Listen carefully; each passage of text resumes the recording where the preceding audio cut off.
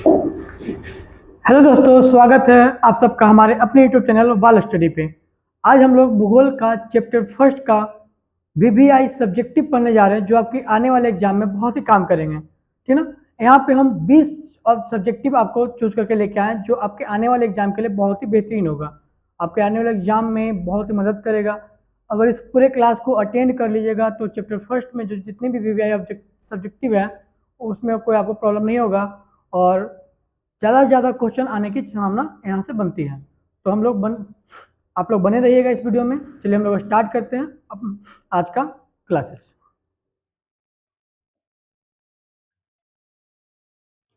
आज का हमारा फर्स्ट क्वेश्चन है, देखिए हम लोग क्या पढ़ रहे हैं, भूगोल का चैप्टर फर्स्ट का जो कि 20 वीवीआई क्वेश्चन है। ठीक है, उसका सबसे फर्स्ट क्वेश्चन हम लोग के पास जो है क्या, संसाधन को परिभाषित करिए। संसाधन, संसाधन है क्या? तो हम लोग जानते ही हैं कि संसाधन किसे कहते हैं। ठीक है ना, किसे कहते हैं? मतलब मनुष्य को जो भी आवश्यकता को पूरी करा, मनुष्य की कोई भी आवश्यकता को पूरी करा, उसको हम क्या कहते हैं? संसाधन कहते हैं।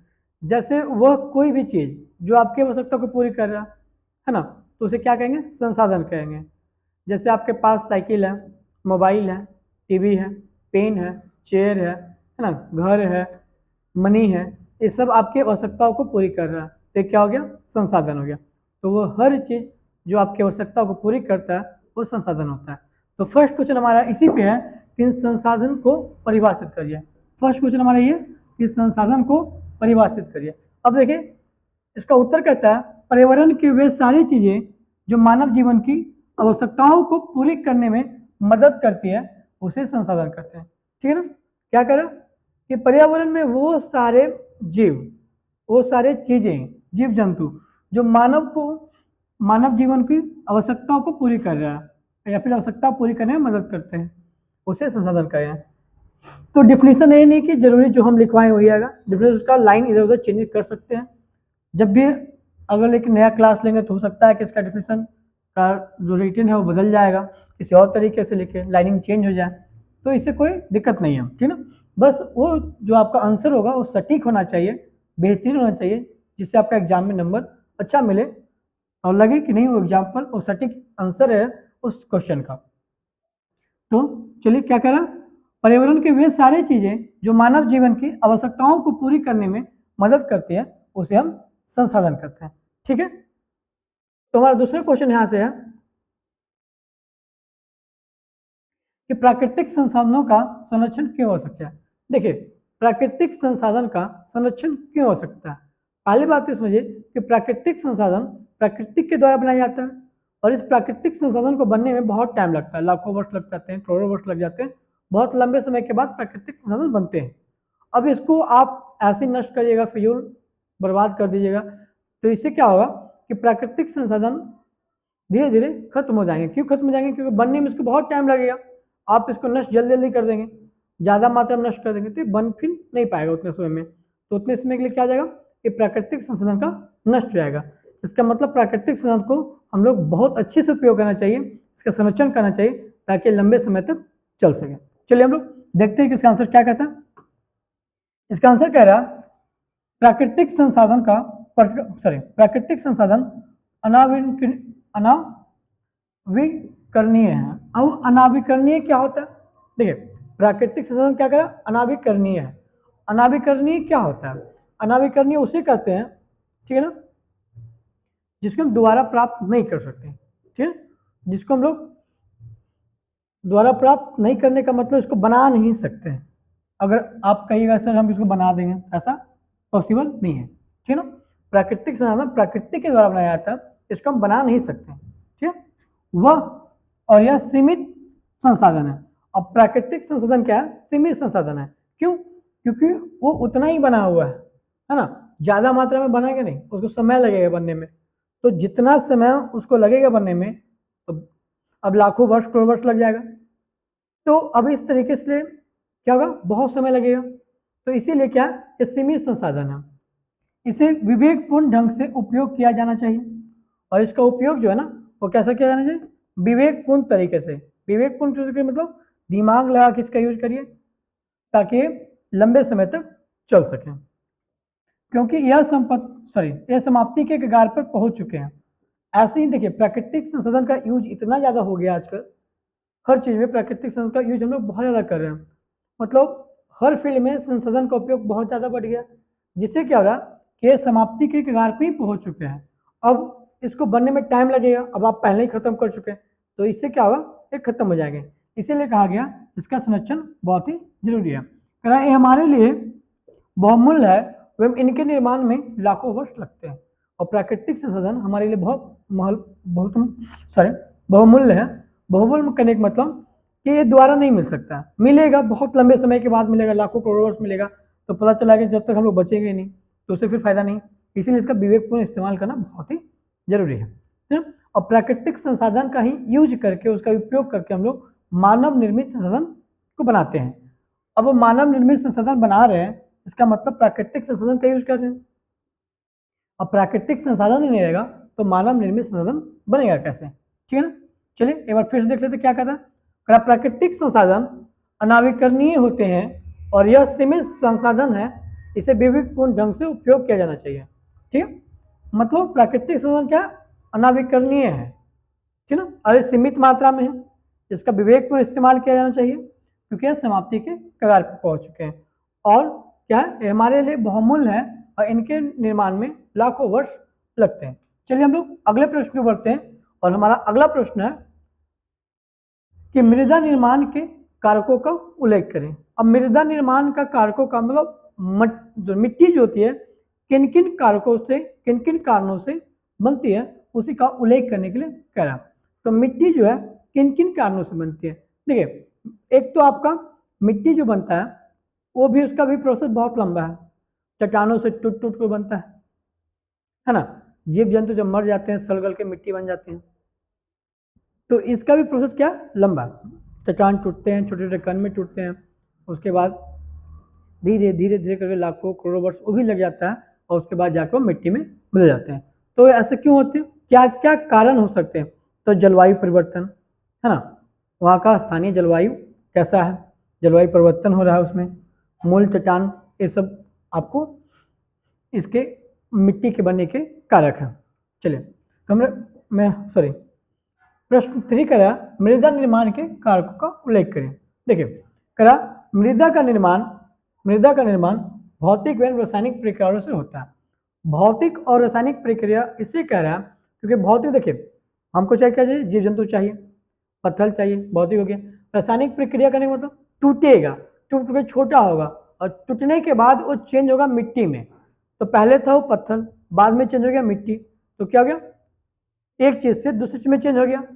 तो वैसे प्रक्रिया जो हम लोग एक चीज से दूसरी चीज में चेंज हो जाता है, उसको वापस हम नहीं पा सकते हैं, उसको रासायनिक प्रक्रिया कहते हैं। तो क्या रासायनिक प्रक्रिया है तो है ना। और भौतिक प्रक्रिया इसलिए क्यों कर रहे हैं, क्योंकि पहले बड़ा पत्थर था, फिर छोटे छोटे में टूट गया, तो भौतिक प्रक्रिया हो गया।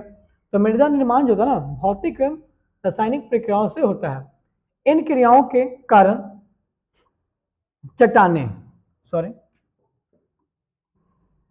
इन क्रियाओं के कारण चट्टानें मुलायम हो जाती है, जो आसानी से टूटकर कणों में बदल जाती है। देखिए, और एक भौतिक प्रक्रिया और रासायनिक प्रक्रिया जो होती है, जिसके कारण क्या होता है कि चट्टान मुलायम हो जाता है और आसानी से टूटकर कणों में बदल जाती है, और उसके बाद मिट्टी का रूप ले लेता है। ठीक है, मृदा निर्माण के 5 प्रमुख कारक है या फिर घटक है। पहला कारक स्थानीय जलवायु, पहला क्या, स्थानीय जलवायु। फिर दूसरा क्या, मूल चट्टानों की प्रकृति, मतलब चट्टान की प्रकृति कैसी है, वहाँ की जलवायु कैसी है। वनस्पतियाँ, वहाँ वनस्पतियाँ कैसे, मतलब पेड़ पौधे जीव जंतु वहाँ पे कैसे हैं। भू आकृति व ऊंचाई, मतलब भूमि का आकृति कैसा है, कितनी ऊंचाई पे है, गहराई में है कि ऊंचाई पे है, वो डिपेंड करती है। मृदा बनने में लगने वाला समय, और सबसे महत्वपूर्ण ये भी है कि मृदा बनने में लगने वाला समय, क्योंकि मिट्टी का जो बनने का जो प्रोसेस है, एक छोटी मोटी कोई प्रोसेस नहीं है ना। 1-2 मंथ में नहीं बनती है, 1-2 दिन में नहीं बनती है, 1-2 साल में भी नहीं बनती है, इसको बनने में लाखों करोड़ों वर्ष लग जाते हैं। ठीक है ना। तो इसका मृदा बनने में लगने वाला जो समय है ना, वो ये भी क्या है, इसका एक महत्वपूर्ण कारक है। तो ये हमारे 5 कारक है जो मृदा निर्माण के कारक है। पहला क्या है, स्थानीय जलवायु, दूसरा मूल चट्टानों की प्रकृति, तीसरा वनस्पतियाँ, चौथा आपका करा भू आकृति में ऊंचाई, और पांचवा करा मृदा बनने में लगने वाला समय। तो ये सब कारक है जो हमारे मिट्टी बनने में हेल्प करती है। इन्हीं सब कारकों के कारण क्या होता है कि मिट्टी का निर्माण होता है। चलिए हम लोग अपने अगले प्रश्न में बढ़ते हैं, और हमारा अगला प्रश्न जो है वो कह रहा जलोढ़ मृदा के विस्तार वाले राज्यों के नाम बताएं। इस मृदा में कौन कौन सी फसलें लगाई जाती हैं। देखिए जलोढ़ मृदा है क्या? जलोढ़ मृदा जो है ना वो बहुत ही उपजाऊ मिट्टी होती है, ठीक है। और भारत में अधिकांश क्या जलोढ़ मृदा ही है, बिहार में भी अधिकांश जलोढ़ मृदा ही है। अब जलोढ़ मृदा जो होती है ना वो नदियों के द्वारा जो छोटे छोटे मिट्टी के कण बहा के ले आते हैं, जिसको लोग गाद भी बोलते हैं, वो जो बहा के ले आती है ना, नदी में बाढ़ आती है, पानी आते है तो मिट्टी का ऊपरी लेयर को काट देती है, जिससे क्या होता है ना नदी में छोटे छोटे मिट्टी के कण गाद की तरह बैठ जाते हैं, और उसी को बहा के ले आते हैं, कहीं छोड़ दे रही है, और जहाँ पे छोड़ रही है तो वहाँ पे मिट्टी का ढेर लग जाएगा। तो जो मिट्टी हो गया उसी मिट्टी को हम बोलेंगे जलोढ़ मिट्टी, ठीक है। और जलोढ़ मिट्टी बहुत ही उपजाऊ होती है, ठीक है। चलिए तो कह रहा जलोढ़ मिट्टी का विस्तार बिहार, उत्तर प्रदेश, असम, मध्य प्रदेश, पश्चिम बंगाल, तमिलनाडु, कर्नाटक, गुजरात, आंध्र प्रदेश इत्यादि राज्यों में है। देखिए जलोढ़ मृदा के विस्तार वाले राज्य का नाम बताएं। अब जलोढ़ मृदा वहीं पाई जाएगी जहां से ज्यादा नदियां क्रॉस करती है। जिस रास्ते से नदी क्रॉस कर रही है और या फिर जहां जहां से नदी क्रॉस करती है उसी के अगल बगल क्षेत्रों में आपको जलोढ़ मृदा देखने को मिलेगी, ठीक है ना। तो जलोढ़ मृदा किस किस राज्य में मिलेगी देखने को? तो बिहार में मिल जाएगी देखने को, उत्तर प्रदेश में मिलेगी, असम, मध्य प्रदेश, पश्चिम बंगाल, तमिलनाडु, कर्नाटक, गुजरात, आंध्र प्रदेश इत्यादि राज्य में आपको जलोढ़ मृदा देखने को मिल जाएगा। फिर से देखिएगा कौन कौन? बिहार, उत्तर प्रदेश, असम, है ना, मध्य प्रदेश, पश्चिम बंगाल, तमिलनाडु, कर्नाटक, गुजरात, आंध्र प्रदेश, इस सब राज्यों में आपको जलोढ़ मृदा बहुत सी देखने को मिलेगी। क्यों? क्योंकि इन सब राज्यों से नदी गुजरती है, और जहां पे भी नदी गुजरती है वहीं पे आपको जलोढ़ मृदा देखने को मिलेगी। इस मृदा में अब इस मृदा में फसल कौन कौन है? बहुत ही उपजाऊ है, तो फसल भी इस मृदा में गन्ना, चावल, गेहूं, मक्का, दलहन ये सब फसलें उगाई जाती है ना। जलोढ़ मृदा में जो फसल उगाई जाती है कौन कौन? मक्का, चावल, गेहूं, दलहन, तिलहन, कपास, ये सब फसलें जलोढ़ मृदा में उगाई जाती है। ऐसे कपास जो है ज़्यादातर क्या होता है काली मिट्टी में उगाई जाती है, लेकिन जलोढ़ मृदा में भी इसकी खेती की जाती है, ठीक है। चलिए हम लोग अगले प्रश्न को बढ़ते हैं, और हमारा अगला प्रश्न है जलोढ़ मृदा से क्या समझते हैं, इस मृदा में कौन कौन सी फसलें उगाई जाती है। इससे पिछले वाले प्रश्न में आपको बता रहे थे कि जलोढ़ मृदा जो है ना नदियों से बहाकर जो मिट्टी लाई जाती है, मिट्टी के गाद लाई जाती है, उससे कहीं इकट्ठा कर देती है नदी, और उसी से जलोढ़ मृदा का निर्माण होती है। और इनमें कौन कौन सी फसलें उगाई जाती है अभी बताएं? तेलहन, दलहन, है ना, गेहूं, चावल, कपास, गन्ना, ये सब की खेती आपको जलोढ़ मृदा में बहुत देखने को मिल जाएगी, ठीक है। देखिए क्या करा कि जलोढ़ मृदा नदियों द्वारा लाई गई गाद के निपेश से बनती है। किसके द्वारा? नदियों के द्वारा लाई गई गाद के निपेश से बनी है। अब नदी के द्वारा गाद क्या है बताया ना, कि नदी जो होती है ना, जब बाढ़ आती है नदी में पानी बहुत ज़्यादा आती है तो ऊपरी वाली मिट्टी के ऊपरी लेयर को काट देती है और अपने साथ उसको बहाकर ले जाती है। तो वही मिट्टी का जो गाद बन जाता है ना, उसी को कहीं जाके वो एक जगह जमा कर देती है, या फिर खेतों खलिहानों में जमा कर देती है, जिससे क्या होता है जलोढ़ मृदा का निर्माण होता है, ठीक है। समुद्र की लहरें भी अपने तटों पर ऐसे ही मिट्टी की परतें जमा कर देती हैं। देखिए समुद्र की लहरें भी अपने तटों पर, समुद्र में भी क्या कर रहा है ना, समुद्र में मिट्टी वगैरह जो लहर चलती है ना, तो लहर कहाँ? किनारे पे। तो किनारे पे समुद्र जो है ना अपने किनारे पे अपने तटों पे इसी तरह के मिट्टी को जमा कर देती है, तो वहाँ भी आपको जलोढ़ मृदा देखने को मिल जाएगा। इस मृदा में चावल, गेहूं, क्या है इस मिट्टी में क्या क्या उगता है? तो चावल, गेहूं, चना, दलहन, तेलहन, कपास, गन्ना और जूट, सब्जियां आदि फसलें उगाई जाती हैं। क्यों? क्योंकि बाबू जलोढ़ मृदा जो है वो बहुत ही उपजाऊ है, और उपजाऊ होने के कारण इसमें चावल, गेहूं, चना, दलहन, तिलहन इन सब का खेती किया जाता है, ठीक है ना। और हमारे पूरे भारत में, बिहार में ज़्यादातर आपको मिट्टी जो मिलेगी जलोढ़ मिट्टी ही मिलेगी, जलोढ़ मृदा ही आपको देखने को मिलेगी, ठीक है। चलिए हम अपना अगला प्रश्न देखते हैं, और हमारा अगला प्रश्न है खादर और बांगर मिट्टी में अंतर स्पष्ट करिए। तो सबसे पहले हम लोग जानते हैं कि खादर मिट्टी क्या है और बांगर मिट्टी क्या है। देखिए, नई जलोढ़ मिट्टी को हम लोग खादर मिट्टी बोलते हैं। जब नदी में बाढ़ आती है, अपने साथ गाद लेके आते हैं ना, तो जो मिट्टी जमा कर रही है ना, तो क्या जलोढ़ मिट्टी है। तो जो नई नई जलोढ़ मिट्टी होती है उसको खादर मिट्टी बोलते हैं, और जो पुरानी हो जाती है उसको हम लोग बांगर मिट्टी बोलते हैं। मतलब पुरानी जलोढ़ मिट्टी जो है बांगर मिट्टी। पुरानी कैसे होगी, मतलब कभी कभी नदी में बहुत तेज बारिश आता है, सॉरी बहुत तेज बाढ़ आ जाती है, बारिश बहुत तेज हुआ तो बाढ़ बहुत ज़्यादा मात्रा में आ गई, तो नदी के किनारे किनारे के साथ साथ बहुत दूर तक वो क्या था, पानी फैल जाता है। तो वहाँ तक मिट्टी अपने साथ दहा के ले जाती है, वहाँ पे छोड़ देती है। अब 2-4 साल, 10 साल, 15 साल तक वहाँ तक क्या था, बाढ़ जाता ही नहीं है, नदी में उतना पानी आता ही नहीं है। जिससे क्या होता है, अब मिट्टी, जो मिट्टी था जलोढ़ मिट्टी, वो पुराना हो जाता है। तो उसी पुराने जलोढ़ मिट्टी को हम लोग बोलते हैं बांगर मिट्टी, ठीक है। तो कह रहा कि खादर मिट्टी और बांगर मिट्टी में अंतर स्पष्ट करिए। मतलब खादर मिट्टी और बांगर मिट्टी में क्या अंतर है। देखिए, खादर मिट्टी और बांगर मिट्टी में निम्नलिखित अंतर है। क्या क्या है, तो नवीन एवं उपजाऊ जलोढ़ मिट्टी को खादर खादर कहा जाता है।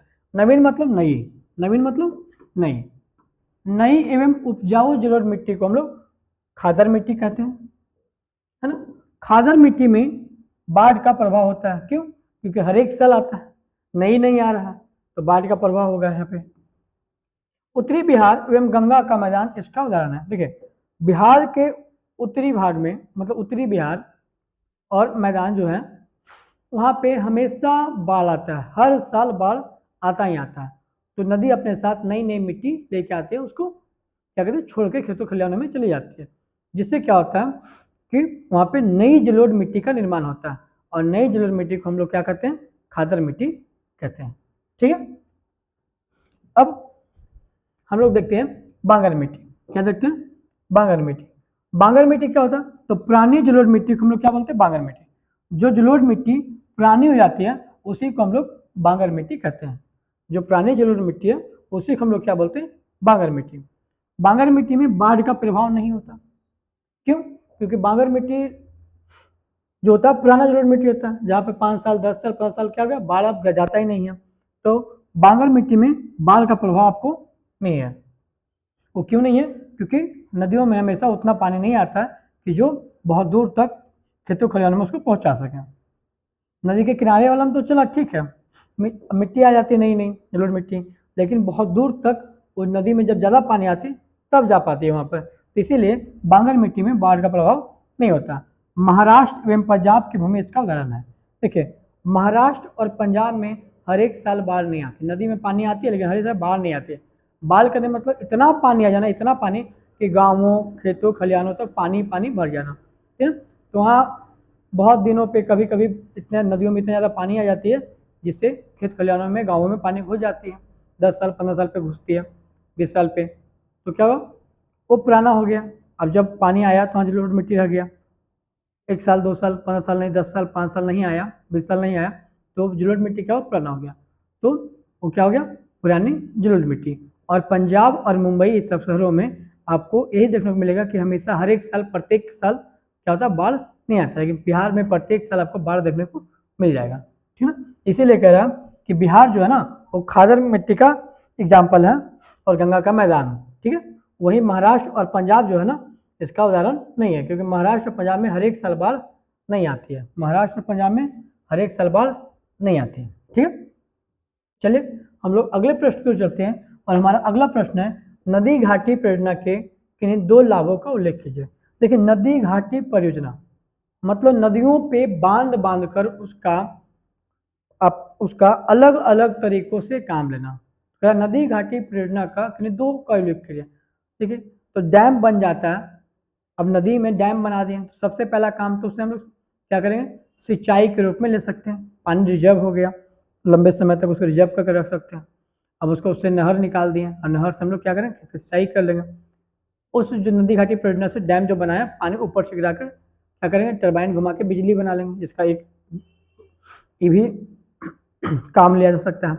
तीसरा क्या काम हो सकता है कि उससे हम लोग उसमें मछली डाल के उसमें मछली पालन कर सकते हैं, ठीक है। तो नदी घाटी परियोजना का अलग अलग लाभ है, मतलब बहुत सारा इसका लाभ लिया जा सकता है। लेकिन इस क्वेश्चन में आपको सिर्फ यही कह रहा है कि नदी घाटी परियोजना के किन्हीं दो लाभ का उपयोग करें, तो कोई सी दो लाभ को आप लिख दीजिएगा, ठीक ना। पहला क्या करें, नदियों पर बांध बनाकर नहरें निकाली जाती है जिससे वर्षा भाव के क्षेत्रों में सिंचाई की जाती है। देखिए नदी पे क्या करा, बांध बांधकर नहर निकाल दिया, और जहाँ पे बारिश नहीं होती, वर्षा भाव मतलब बारिश नहीं होती है, नहर को उस इलाके तक ले जाया जाता है और वहाँ पानी छोड़ा जाता है नहरों में, जिससे क्या होता है किसान अपने खेतों की सिंचाई कर लेते हैं। दूसरा कहा कि नदी में जब बहुत तेज बारिश होती है तो बाढ़ आ जाती है, तो उस बाढ़ की रोकथाम करना क्या था, अब मिट्टी के कटाव को रोकना, ये भी एक क्या है, नदी घाटी परियोजना का मुख्य काम है, मुख्य लाभ है ना। कि जिस नदी में बारिश बहुत ज़्यादा होती है, बाढ़ हमेशा आ जाती है, उस नदी में क्या करेंगे, डैम बना देंगे। तो डैम क्या करेगा, जो पानी बहुत ज़्यादा मात्रा में उसको रोक देंगे, ठीक है। और डैम से भी ज़्यादा होने लगेगा तो 1 2 3 4 गेट खोल देंगे। उसमें बहुत सारे गेट लगे हुए होते हैं, जो नदियों में डैम में पानी ज़्यादा होने पे, जैसे नदी में बाढ़ आ गई तो जहाँ पे डैम बनाया पानी बहुत ज़्यादा हो जाएगी, तो क्या होगा, गेट को खोल दिया जाता है जिससे पानी निकल जाती है, डैम नहीं टूटती है, ठीक है। तो बाढ़ की रोकथाम करने के लिए और मिट्टी का कटाव नहीं हो, क्योंकि देखिए जब डैम बनेगा तो पानी का स्पीड अपने आप क्या हो जाएगा, धीरे हो जाएगा, जिससे मिट्टी का कटाव नहीं होगा, ठीक है ना। तो मिट्टी के कटाव को रोकने के लिए, बाढ़ की रोकथाम के लिए और सिंचाई के लिए, बिजली उत्पादन के लिए, ये सब नदी घाटी परियोजना का लाभ है, ठीक है। चलिए हम लोग अगले प्रश्न पे चलते हैं, और हमारा अगला प्रश्न है, जल संसाधन से क्या उपयोग है। देखिए जल संसाधन, क्या क्वेश्चन कह रहा है, जल संसाधन के क्या उपयोग है। आज हमारे जीवन में देखिएगा तो सुबह से लेकर शाम तक पानी का तो यूज करते हैं ना, उठते हैं, नहाते हैं, फ्रेश होते हैं, कपड़े धोते हैं, खाना बनाते हैं, घर में साफ सफाई होती है, अपनी गाड़ियाँ धोते हैं, है ना, फैक्ट्री में यूज, ये हर तरह से क्या होता है, पानी का हम लोग यूज करें। मतलब पानी हमारे के लिए बहुत एक महत्वपूर्ण संसाधन है, मतलब हवा के बाद दूसरा नंबर किसी का है तो किसका, वो पानी का। तो पानी भी हमारे जीवन में एक महत्वपूर्ण संसाधन है। चलिए देखते हैं, कह जल, जल एक बहुत मूल संसाधन है, क्यों, जिसका उपयोग पीने के लिए, घरेलू कार्य के लिए, सिंचाई के लिए, मल मूत्र विसर्जन के लिए, इन सब कामों के लिए हम लोग पानी का उपयोग करते हैं। वर्तमान समय में जल का सर्वाधिक उपयोग सिंचाई, विद्युत उत्पादन एवं उद्योगों में किया जाता है। मतलब अभी के समय में ज़्यादातर उपयोग किसका, कहाँ होता है, पानी का, सिंचाई में हो जाता है। कहाँ होता है, सिंचाई में, विद्युत उत्पादन में, विद्युत उत्पादन मतलब बिजली का उत्पादन में, बिजली बनाने में, ठीक ना, और उद्योगों में मतलब फैक्ट्रियों में इसका बहुत ज़्यादा मात्रा में आजकल उपयोग किया रहा है। तो जल संसाधन हमारे लिए बहुत ही उपयोगी है। चलिए हम लोग अपने अगले प्रश्न पर बढ़ते हैं, और हमारा अगला प्रश्न है, नदी घाटी परियोजना के मुख्य उद्देश्य क्या है। देखिए नदी घाटी परियोजना मतलब नदी घाटी परियोजना का मुख्य उद्देश्य क्या है। तो मुख्य उद्देश्य यही रहता है कि जो नदियों में पानी जो है उसको हम लोग स्टोर कर लें, बाढ़ से उसको बचाया जा सके, ठीक ना, और जहाँ पे पानी नहीं हुआ पहुँचाया जा सके, सिंचाई के लिए, बिजली उत्पादन किया जा सके, मछली पालन कर सकते हैं। डैम मतलब नदी घाटी परियोजना मतलब नदियों में डैम बनाना। तो डैम जब बन जाएगी तो बहुत ज़्यादा उसका अलग अलग तरह से उसका हम लाभ ले सकते हैं। डैम बनने के बाद उसे क्या करेंगे, बिजली उत्पादन कर लेंगे, वहाँ मछली पाल लेंगे, वहाँ से नहर निकाल के खेतों की सिंचाई कर लेंगे, जहाँ कभी पानी नहीं जाती है या फिर जहाँ वर्षा बहुत कम होती है वहाँ हम नहर निकाल देंगे, नहर लेके चल जाएंगे और वहाँ से सिंचाई के समय पानी को खोल देंगे, है ना। तो अलग अलग तरह से हम लोग नदी घाटी परियोजना का उपयोग कर सकते हैं। फिर नदी घाटी परियोजना के मुख्य उद्देश्य हैं, तो क्या क्या उद्देश्य है चलिए देखते हैं।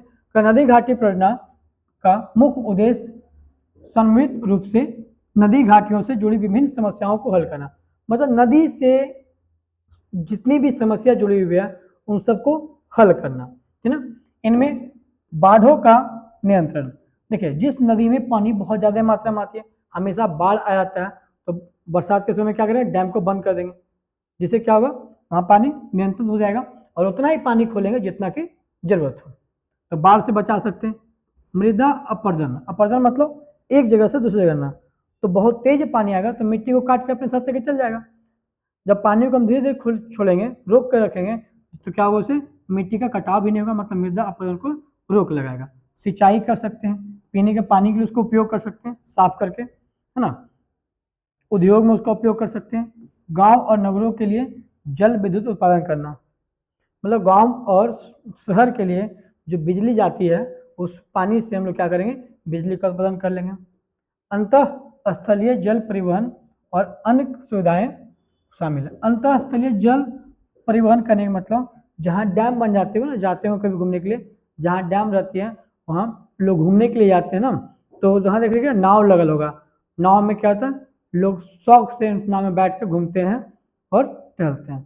तो जल क्या क्या यातायात हो गया ना, एक देखिए उससे दूर नहीं जा सकते, डैम वाला जल से दूर आप नहीं जा सकते, लेकिन मनोरंजन के लिए, है ना, लोग शौक के लिए वहाँ पे जाते हैं, तो एक तरह का टूरिस्ट प्लेस भी बन जाता है और लोग वहाँ पे घूमने जाते हैं। इसलिए कह रहा है अंतरस्थलीय जल परिवहन, मतलब बोट वगैरह करने के लिए, बोटिंग करने के लिए जाते हैं। बोटिंग में छोटे छोटे नाव रहती है, उसमें 2 4 10 को बैठा लिया और उसको घुमा दिया, है ना। तो इस तरह से नदी घाटी परियोजना का काम लिया जाता है। मतलब बहुत तरह से नदी घाटी परियोजना का हम लोग उसका उपयोग कर सकते हैं और वो हमारे जीवन के लिए बहुत ही महत्वपूर्ण है। चलिए हम लोग अगले प्रश्न में चलते हैं और हमारा अगला प्रश्न है, पर्यावरण के लिए वन क्यों महत्वपूर्ण है। हमारा अगला प्रश्न क्या है, पर्यावरण के लिए वन क्यों महत्वपूर्ण है। एक बहुत ही अच्छा क्वेश्चन है। देखिए पर्यावरण के लिए वन क्यों महत्वपूर्ण है। सबसे बात समझिए कि वन नहीं रहेंगे तो जितने भी ऑक्सीजन मिल रहे हैं हम लोग को नहीं मिलेंगे, है ना। कार्बन डाइऑक्साइड वो ले रहा है, ऑक्सीजन हम लोग को दे रहा है। अब पेड़ पौधे नहीं रहेंगे तो कार्बन डाइऑक्साइड को यूज कौन करेगा, ऑक्सीजन हम लोग को कौन देगा, है ना। वर्षा जो होती है वो वन के कारण ही होते हैं। बहुत सारे जीव जंतुओं का घर जो है हमारा जंगल है, हमारा नहीं लेकिन बहुत सारे जीव जंतुओं का घर कहाँ, जंगल है। अब वन ही नहीं रहेगा तो पर्यावरण पे क्या होगा, बहुत ही बुरा प्रभाव पड़ेगा। और इससे कारण क्या होगा कि जंगल में जितने सारे जीव जंतु हैं वो शहरों में चलाएंगे, भगदड़ मच जाएगी, बारिश नहीं होगी, ऑक्सीजन की कमी हो जाएगी। तो ये बहुत सारी चीज़ें आपको देखने को मिल सकता है ना। कब, जब वन नहीं रहेगा तब, मतलब हमारे लिए या पर्यावरण के लिए वन बहुत ही जरूरी है। चलिए हम लोग अपने क्वेश्चन पर बढ़ते हैं। तो पर्यावरण के लिए वन क्यों महत्वपूर्ण है, तो क्या कहता है कि वन प्रकृति का अनोखा उपहार है। क्या, वन जो है ना प्रकृति का अनोखा उपहार है, एक विशेष तरह का उपहार है। यह एक तरफ वन की भूमि, एक तरफ वन की भूमि क्या करती है, जल का अवशोषण कर बाढ़ के खतरों से रोकती है। जल का अवशोषण कर बाढ़ के खतरों को रोकती है। कैसे, अब वन है, अब बहुत तेज बारिश आ रही है तो बहुत सारे पेड़ होंगे, तो पेड़ क्या करते हैं कि उसको, उस पानी को रोक देते हैं, उसका स्पीड कम कर देते हैं, ठीक ना। और जब स्पीड कम होगा, पानी बहुत देर तक रुका हुआ रहेगा, तो पानी क्या होगा, जमीन के अंदर अवशोषित, जमीन उसको अवशोषित कर लेगी और पानी के बहाव को भी कम कर देगी, जिससे बाढ़ आने का खतरा कम जाता है। दूसरी तरफ इसके काम क्या है कि अच्छी वर्षा कराती है। क्या कराती है, अच्छी वर्षा भी कराती है। यह वन प्राणियों को भी आश्रय प्रदान करती है। वन प्राणियों को आश्रय प्रदान करने का मतलब वो वन प्राणियों को रहने के लिए जगह भी देती है, तथा वन प्राणियों के साथ ही किसको, मानव को भी अपनी अनेक आवश्यकताओं, अनेक आवश्यक वस्तुएं देती है। देखिए जानवर के साथ साथ मानव को भी उनके आवश्यक जो भी चीज़ें हैं उनको प्रदान करते हैं। जैसे कि हम लोग लकड़ी के बहुत सारे सामान को हम लोग यूज करते हैं, है ना। बहुत सारे जंगल के फल फ्रूट्स को भी खाते हैं हम लोग। वहाँ के लकड़ियों से बने अपने घरों में टेबल कुर्सी मेज बेड वगैरह, खिड़की चौखट के वाली बहुत सारी ऐसी चीज़ें हैं जिसका हम लोग उपयोग कर रहे हैं। तो वन जानवर के साथ साथ मनुष्य की भी आवश्यकता को पूरी कर रही है, ठीक है। जीवमंडल में जीवों और जलवायु को संतुलित करने में योगदान करते हैं। जो जीवमंडल है उसमें जीव और जलवायु, मतलब जीव और जलवायु का बीच का एक महत्वपूर्ण कड़ी है। जीव और जलवायु के बीच का एक महत्वपूर्ण कड़ी है जो संतुलित करने में योगदान करती है। अगर वह नहीं रहेंगे तो जीव और जलवायु के बीच में जो संतुलित जो बनी रहती है ना, संतुलन बनी रहती है ना, ये संतुलन नहीं बनेगी और क्या होगा, हमारा पर्यावरण डैमेज हो जाएगा। चलिए हमारा अगला प्रश्न है, चिपको आंदोलन क्या है? चिपको आंदोलन क्या है? चिपको आंदोलन जो हुआ था उस सरकार के खिलाफ हुआ था। सरकार एक स्कीम लाई थी जिसके तहत पेड़ को काटा जा रहा था उत्तराखंड में, ठीक है ना। पहले उत्तराखंड उत्तर प्रदेश का ही भाग हुआ करता था, लेकिन बाद में उत्तराखंड उत्तर प्रदेश से अलग हो गया, ठीक है। तो सरकार एक ऐसा स्कीम लाई जिसके तहत जंगल को काटा गया, मतलब जो जंगल में पेड़ थे उनको काट कर किसी खेती के लिए, है ना, ये सब के लिए, रोड के लिए सब उपयोग कर रही थी। तो वहाँ के लोगों ने इसके खिलाफ क्या किया, एक आंदोलन किया कि पेड़ को नहीं काटने देंगे। तो जो भी पेड़ को काटने आता था उस पेड़ में लोग चिपक जाते थे, बोलते थे पहले हमको काटो फिर बाद में पेड़ को काटो, ठीक है। तो चिपको आंदोलन कहाँ स्टार्ट हुआ था? उत्तराखंड में, ठीक है। इनका जो मेन नेता थे वो थे सुंदरलाल बहुगुणा, और इस आंदोलन में ज़्यादातर महिला बढ़ चढ़ के भाग लेती, ठीक है। देखिए चिपको आंदोलन जो हुआ था ना उत्तराखंड के गढ़वाल जिले में, कहाँ हुआ था?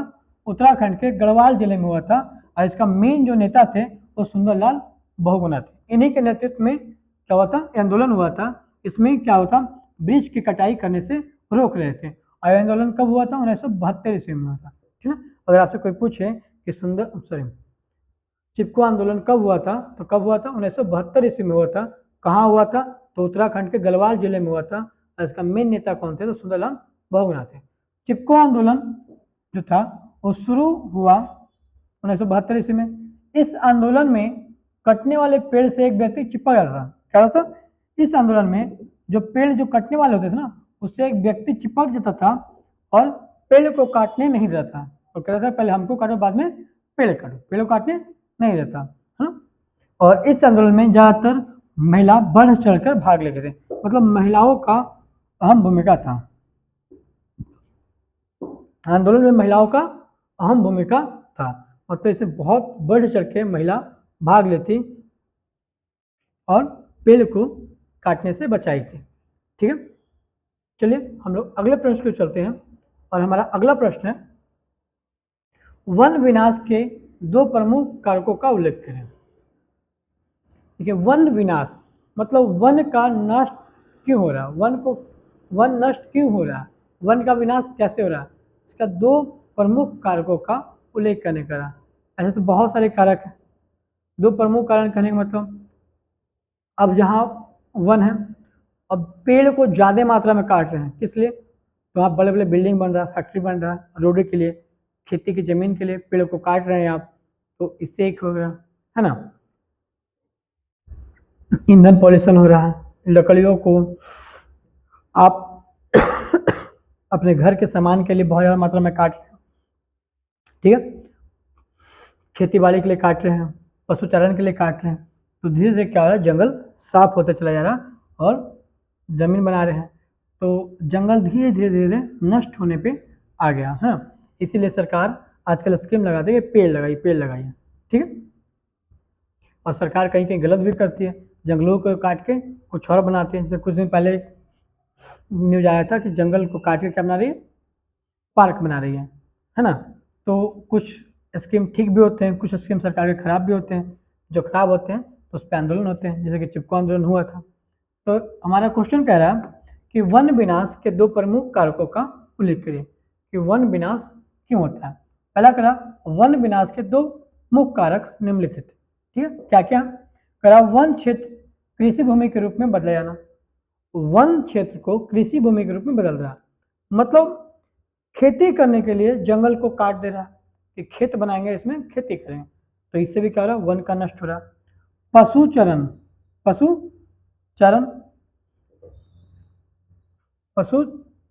लिखा, मतलब पशुओं को चरने के लिए, है ना, पशुचारा या चरण लिख दिया, पशुचारा, क्या पशुचारा मतलब पशु के चारा के लिए और ईंधन के लिए लकड़ियों को भारी मात्रा में काट जाना, है ना। आज भी बहुत जगह ऐसे हैं जहाँ पे, आज भी क्या बहुत जगह ऐसी हैं भारत में जहाँ पे लकड़ियों भी खाना बनती हैं। तो लकड़ी कहाँ मिलेगा? जंगल में। लोग जाते हैं काट के ले आते हैं, तो भारी मात्रा में काट लेते हैं ना, और घर के सामान बनाने के लिए भी काट लेते हैं, जिससे क्या हो रहा है, वन का नष्ट हो रहा है। तो ईंधन के लिए लकड़ियों का भारी मात्रा में काटना भी कह रहा कि वन विनाश का एक महत्वपूर्ण कारक है। ठीक है, तो ये सब चीज पे रोक लगानी चाहिए जिससे हमारा वन नष्ट हो और पर्यावरण क्या है संतुलित बने रहे। चलिए हमारा अगला क्वेश्चन है, खनिज को परिभाषित करें। देखिए खनिज क्या है, खनिज क्या है? तो वह चीज, खनिज किसे कहते हैं बाबू?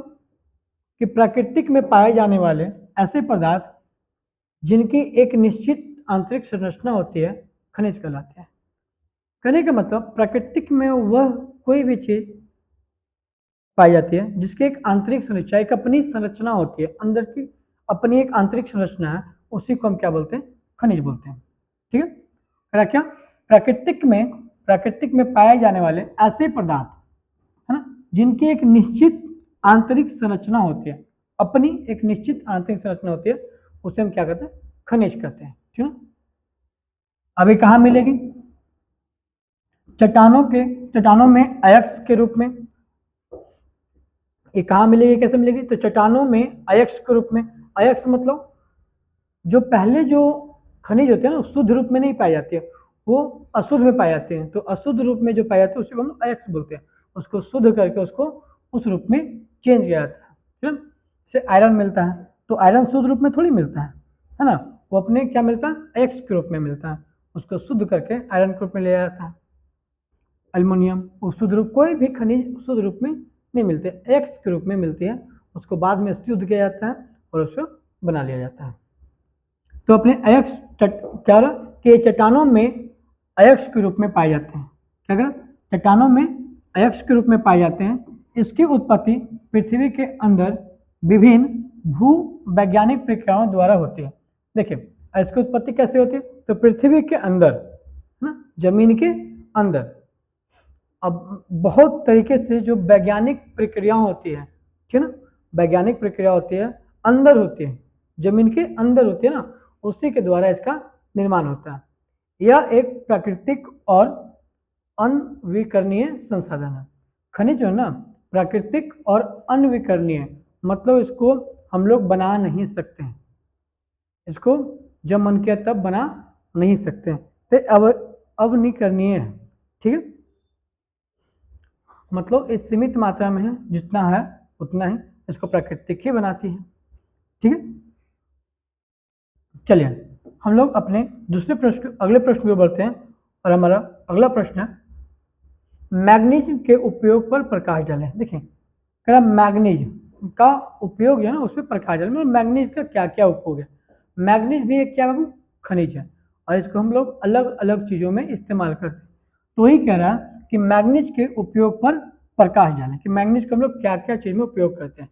तो मैग्नीज का उपयोग जो होता है ना अलग अलग चीज़ों में करते हैं। मैग्नीज एक उपयोगी खनिज पदार्थ है। सबसे पहले तो क्या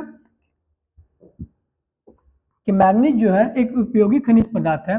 इसका उपयोग इस्पात निर्माण, ठीक है, मिश्र धातु निर्माण, इस्पात बनाने में करते हैं, मिश्र धातु बनाने में करते हैं, सूखा सेल बनाने में करते हैं, ठीक है, चमड़ा व माचिस उद्योग में भी इसका उपयोग करते हैं, ब्लीचिंग पाउडर, पेंट, दवा बनाने में होता है। मतलब मैग्नीज का हम लोग बहुत तरीके से उपयोग करते हैं। किसी में करते हैं तो मैग्नीज का उपयोग हम लोग करते हैं इस्पात निर्माण में, मिश्र धातु में, सूखा सेल बनाने में, चमड़ा में, व माचिस उद्योग, ब्लीचिंग पाउडर, पेंट, दवा, इस सब में मैग्नीज का हम लोग इस्तेमाल करते हैं। ठीक है ना, चलिए हम लोग अपने अगले प्रश्न को बढ़ते हैं। और हमारा अगला प्रश्न है, कोयले के विभिन्न प्रकारों के नाम लिखें। देखिए कोयला जो है ना वो बेसिकली 4 तरह को मिलता है। कितने प्रकार के मिलते हैं? 4 तरह के। कोयला के 4 प्रमुख कारक हैं। पहला कौन है? एंथ्रासाइट। पहला कौन है? एंथ्रासाइट्स। दूसरा बिटुमिनस, तीसरा लिग्नाइट, चौथा पीट। ठीक है, पहला कौन है? एंथ्रासाइट, दूसरा बिटुमिनस, तीसरा लिग्नाइट, चौथा पीट। एक कोयले का 4 प्रकार है और इसमें सबसे अच्छा कोयला जो होता है ये होता है, सबसे अच्छा बेहतरीन कोयला, 1 नंबर का। अच्छा, सबसे अच्छा, वो भी सबसे अच्छा आपसे पूछेगा कौन कोयला है तो एंथ्रासाइट। और सबसे घटिया कोयला कौन सा होता है? लोग घटिया कह सकते हैं, सबसे खराब कोयला। सबसे खराब कोयला जो है वो पीट है। कोयला में सबसे अच्छा कोयला कौन है? एंथ्रासाइट्स है। और सबसे खराब कोयला कौन है? पीट है। ठीक है, तो एक कोयले का 4 प्रकार है, उसमें से सबसे आपको बढ़िया एंथ्रासाइट्स, फिर बिटुमिनस, फिर लिग्नाइट, फिर पीट। एक कोयले का क्या 4 प्रकार होते हैं। परंपरागत और गैर परंपरागत ऊर्जा स्रोतों में अंतर बताइए। देखिए, परंपरागत और गैर परंपरागत ऊर्जा स्रोतों में अंतर बताइए। ठीक है, तो परंपरागत किसे कहते हैं, गैर परंपरागत किसे कहते हैं, पहले ही समझते हैं। ठीक है, परंपरागत जो होता है ना, ऊर्जा के स्रोत समाप्त जाने वाली शक्ति के साधन है। देखिए क्या कह रहा, समझिएगा, कह रहा परंपरागत ऊर्जा के स्रोत समाप्त हो जाने वाले शक्ति के साधन है। परंपरागत मतलब कहने का मतलब वैसे जो मिला एक बार फिर मिलेगा, फिर मिलेगा, चलते आएगा, चलता है, तो क्या होगा, समाप्त होगा, है ना। तो परंपरागत ऊर्जा जो है ना, उस ऊर्जा के जो स्रोत होते हैं ना, समाप्त हो जाने वाले शक्ति के साधन है ना। और यह क्या, अनविकरणीय है। ठीक है, इसको बना हुआ नहीं सकते हैं, ये समाप्त हो जाएगा। तो इस वैसे ऊर्जा जो क्या होता है, वैसे ऊर्जा स्रोत जो समाप्त हो जाए, समाप्त हो जाने वाली शक्ति है ना, उसको हम लोग क्या बोलेंगे, परंपरागत ऊर्जा। और ये क्या, परंपरागत ऊर्जा जो होता है अनविकरणीय होता है। ठीक है, जैसे कोयला का उपयोग कर लीजिएगा, बाद में नहीं मिलेगा। अब कोयला बनने में बहुत टाइम लग जाएगा, है ना, इसको हम लोग बना भी नहीं सकते। पेट्रोलियम को हम नहीं बना सकते, प्राकृतिक बनाता है। प्राकृतिक गैस, इसका भी निर्माण कौन करती है, प्राकृतिक ही करती है, हम लोग इस का निर्माण नहीं करते हैं। ठीक है, तो ये जितने भी आपको दिख रहे हैं, जो आपको जितने भी संसाधन दिख रहा है, कोयला, पेट्रोलियम, प्राकृतिक गैस, ये सब क्या परंपरागत ऊर्जा है, और इसका निर्माण हम लोग नहीं कर सकते, प्राकृतिक ही करती है। गैर परंपरागत होता है, तो गैर परंपरागत ऊर्जा जो है ये नवीकरणीय है। नवीकरणीय का मतलब इसको हम लोग बना सकते हैं, है ना, नया खत्म हो गया बना लेंगे। और इसको आवश्यकता एवं क्षमता के अनुसार क्या करेंगे, इनका उत्पादन बढ़ा सकते हैं। लेकिन परंपरागत ऊर्जा को हम लोग आवश्यकता अनुसार घटा बढ़ा नहीं सकते, है ना, इसलिए अनवीकरणीय है। और गैर परंपरागत ऊर्जा को क्या कहते हैं हम लोग, अपनी आवश्यकता के अनुसार घटा सकते हैं, बढ़ा सकते हैं, इसलिए नवीकरणीय है, इसको हम लोग बना सकते हैं। इसका उत्पादन बढ़ाया जाता है, अपने जरूरत के हिसाब से उपयोग किया जा सकता है। जैसे सौर ऊर्जा को चाहेंगे तो अपने जैसे आवश्यकता के अनुसार बढ़ा सकते हैं, घटा सकते हैं। 10 को सौर ऊर्जा लगा देंगे और सन के लाइट से उसको हम लोग बिजली में कन्वर्ट कर लेंगे। पवन ऊर्जा को भी अपने आवश्यकता के अनुसार घटा सकते हैं, बढ़ा सकते हैं। कहने का मतलब पवन ऊर्जा से जो काम ले रहे हैं, तो कभी कहते हैं ना कि छोटे पैमाने पे ले रहे हैं, उसको बड़े पैमाने पे कर देंगे, तो ये क्या हो गया, नवीकरणीय हो गया। क्या हो गया, नवीकरणीय। तो यह गैर परंपरागत ऊर्जा, जिसको हम लोग घटा भी सकते हैं और बढ़ा भी सकते हैं। ठीक है, चलिए हम लोग इसका अगला प्रश्न की बढ़ते हैं। और अगला प्रश्न हमारा है, पेट्रोलियम से किन किन वस्तुओं का निर्माण होता है। देखिए, पेट्रोलियम से हम लोग आज के टाइम में बहुत सारे वस्तुओं का निर्माण करते हैं, जैसे petrol, LPG gas, kerosene, diesel, Vaseline, Boroline, road पे पड़ने वाली जो पीच होती है, तारकोल जो होती है ना, वो भी, और बहुत सारे ऐसे चिकनाई वाले प्रोडक्ट, जैसे हो गया ग्रीस, हो गया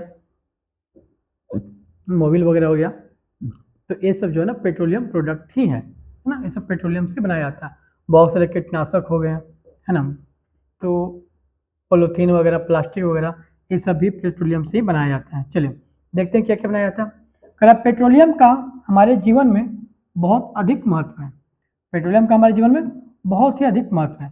इसका उपयोग यातायात के साधनों में ईंधन के रूप में करते हैं। किसके रूप में, ईंधन के रूप में करते हैं, है ना।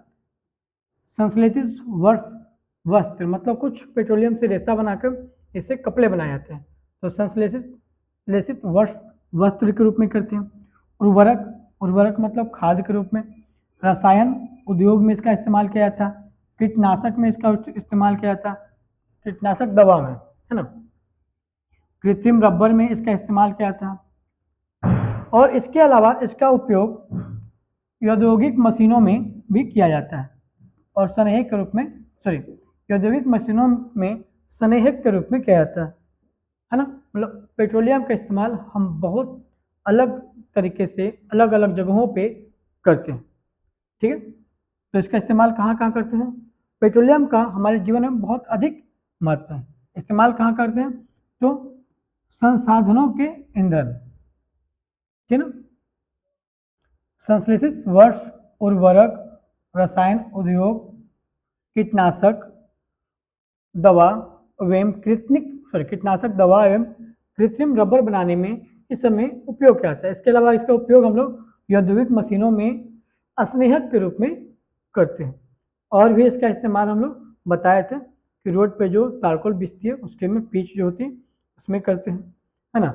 ग्रीस, मोबिल, वैसलीन वगैरह जो बनता है ये पेट्रोलियम प्रोडक्ट ही होते हैं, ठीक है। हमारा अगला क्वेश्चन कहता है परमाणु शक्ति किन किन खनिजों से प्राप्त होती है? परमाणु शक्ति जो है ना वो किन किन खनिजों से प्राप्त होती है? परमाणु शक्ति जिसको हम लोग नाभिकीय शक्ति भी कहते हैं, यूरेनियम, प्लूटोनियम, मैग्नीज, टाइटेनियम, इस सब से क्या होता है?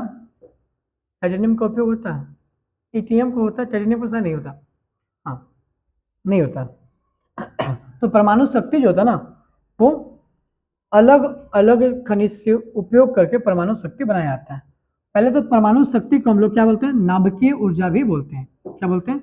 नाभिकीय ऊर्जा भी बोलते हैं। इसका जो इससे जो प्राप्त होता है परमाणु शक्ति जो बनाया जाता है वो किन किन खनिजों के लिए आता है? तो यूरेनियम को, किसको? यूरेनियम, है ना। जो परमाणु बम बनाए गए हैं वो ज़्यादातर यूरेनियम से ही बनते हैं। थोरियम, इसका भी इस्तेमाल होता है।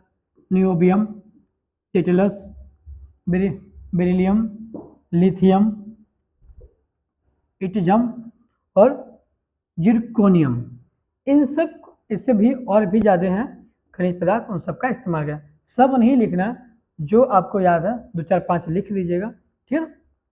तो जो जो आपको याद है जैसे क्या लिख सकते हैं? यूरेनियम लिख सकते हैं, याद रहेगा। यूरेनियम, थोरियम, नियोबियम, है ना, टेटलस, बेरिलियम, लिथियम, ये सब तो याद ही रहेगा ना।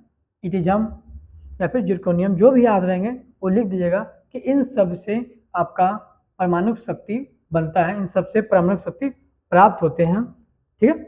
और भी बहुत सारे खनिज हैं, तो जो जो आपको याद रहेंगे वही लिख देना, ठीक है। तो एक बार फिर से देख लेना, परमाणु शक्ति जो है उसको बना जो परमाणु शक्ति नाभिकीय ऊर्जा है, और यूरेनियम, थोरियम, नियोबियम, टेटलस, बेरिलियम, लिथियम, इटिजम, जिरकोनियम आदि खनिजों से प्राप्त होता है, ठीक है। चलिए हमारा अगला प्रश्न है, मुंबई हाई तेल उत्पादक क्षेत्र का परिचय दें। देखिए मुंबई हाई तेल उत्पादक क्षेत्र का परिचय दें। मुंबई हाई तेल जो है ना वो मुंबई से स्थित बहुत दूर समुद्र में है ना, जहाँ पे तेल को कुआं भी कहते हैं उसको हम लोग, मतलब वहाँ पे तेल निकल आता है अंदर से बोर करके, समुद्र की गहराइयों से पेट्रोलियम निकाला जाता है, और उसी पेट्रोलियम को हम लोग अलग अलग तरीकों में यूज करते हैं, जो पिछले क्वेश्चन में भी हम पढ़ रहे थे कुछ समय पहले, है ना।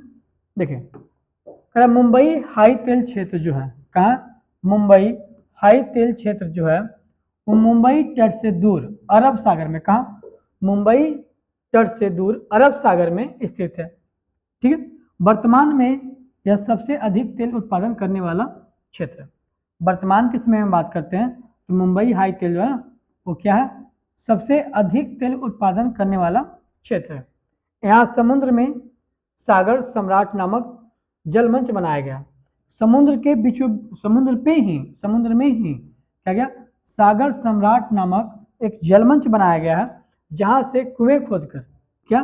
कुएं खोदकर बोर, बड़ा बड़ा होल बोर करके कुएं खोदकर तेल निकल आता है, ठीक ना। और यहाँ तेल का विशाल भंडार है। तेल निकाला जाता है और तेल का है समझ सके विशाल भंडार है। जमीन के अंदर नहीं, मतलब समुद्र के जमीन के अंदर गहराइयों में बहुत ज़्यादा तेल पाया जाता है। तो अभी के डेट में तेल उत्पादन के लिए बहुत ही अच्छा क्षेत्र है, मतलब बहुत ज़्यादा मात्रा में तेल उत्पादन होता है, ठीक ना। और ये जो मुंबई हाई तेल जो है ना, वो कहाँ है, मुंबई तट से दूर अरब सागर में है।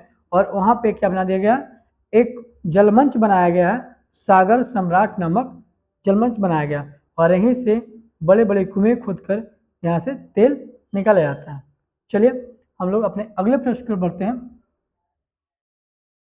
अगला प्रश्न हमारा है, गोंडवाना समूह के किन्हीं 4 कोयला क्षेत्र का नाम लिखिए। ठीक है, गोंडवाना समूह। तो गोंडवाना समूह में किन्हीं 4 जो क्षेत्र है वैसे जहाँ कोयला प्राप्त होते हैं, उनके अब क्या नाम लिखने बोल रहे हैं। ठीक है, तो कहाँ कहाँ दामोदर घाटी में मिलता है, सोन घाटी में, महानदी घाटी में वर्ष गोदावरी घाटी में।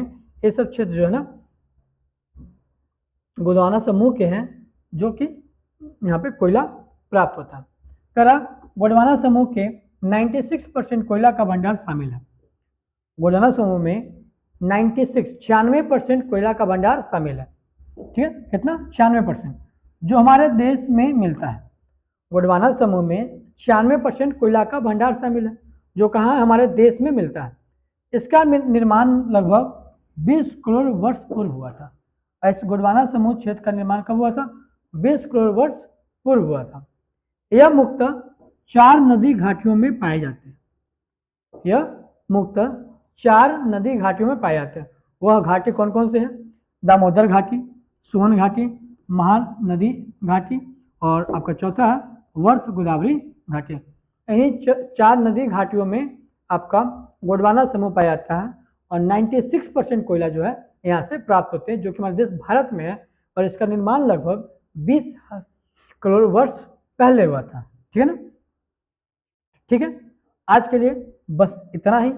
ये जो आपका क्वेश्चन जो है 20 क्वेश्चन जो हम लेके आए हैं, इस चैप्टर 1 से लेके आए हैं, और बहुत ही इंपॉर्टेंट था। आप लोग पूरा वीडियो देख लिए होंगे तो समझ में आ गया होगा कि आपको आने वाले एग्जाम में बहुत ही मदद करेगा, और इससे अच्छे नंबर लाने की आपको एक संभावना, मतलब अच्छे नंबर लाना है तो एक वीडियो देख के जाइएगा। हम लोग फिर से आपके लिए एक नई वीडियो बनाएंगे, जो कि ऑब्जेक्टिव के लिए हो गया। उसमें पूरे चैप्टर ऑब्जेक्टिव के लिए एक वीडियो बना देंगे, जो बेहतरीन उसमें महत्वपूर्ण ऑब्जेक्टिव होगा। अच्छा नहीं कह सकते, जो महत्वपूर्ण होगा, जब आपके एग्जाम में आने वाला होगा, उसको हम लोग लेके आएंगे, और उसको हम लोग नेक्स्ट वीडियो में देखेंगे। ठीक है ना। तब तक के लिए जय हिंद, जय भारत।